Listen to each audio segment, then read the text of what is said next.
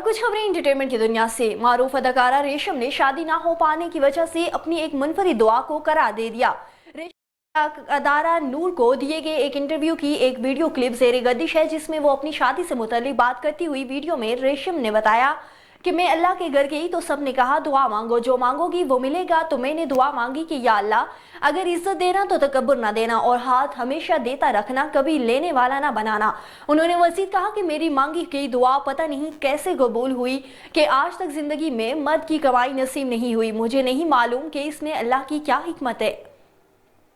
और बॉलीवुड की मारूफ अदाकारा मलाइका अरोड़ा ने कहा है कि वो नए साल और अपनी जिंदगी में एक नई शुरुआत के लिए तैयार हैं। एक इंटरव्यू में मलाइका अरोड़ा ने कहा है कि मैं एक निजी शख्सियत हूं और मेरी जिंदगी के कुछ ऐसे पहलू भी हैं जो मैं सबके सामने वजाहत नहीं करना चाहती। वो कहती हैं कि वो अपनी जिंदगी के बारे में बात करने के लिए कभी भी सोशल मीडिया प्लेटफॉर्म का इंतखाब नहीं करूंगी, लिहाजा अर्जुन ने जो कुछ भी कहा है वो मुकम्मल तौर पर उनका अपना इख्तियार है। और फिल्म टीवी अदाकार हमायमा मलिक का नया रूप सामने आने पर मदाह चौंक गए। फिल्म टीवी अदाकार हमायमा मलिक अब अदाकारी के मैदान में तो इतनी मुतहर्रिक नहीं, लेकिन फैशन में वो खूब चर्चों में रहती हैं। उन्होंने इंस्टाग्राम पर अपना एक नया लिंक शेयर किया जिसमें वो बहुत ही खूबसूरत नजर आ रही हैं।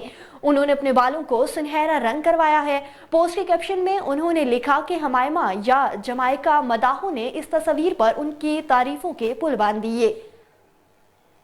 शोबिस की दुनिया से फिलहाल के लिए इतना ही।